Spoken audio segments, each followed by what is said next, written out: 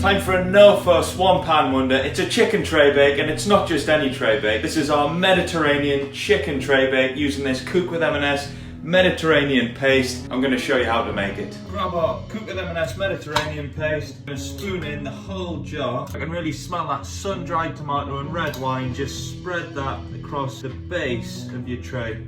Med-veg mix.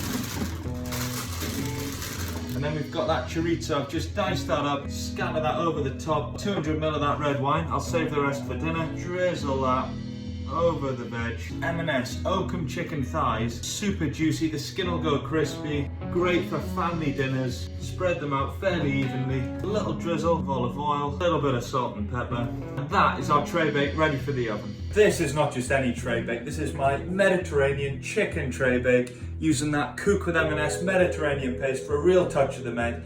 That is a proper family dinner, and that is how I cook with M&S. Recipe on screen now. Over to you, and don't forget the recipes are in the Cook with M&S cookbook, which is in stores now.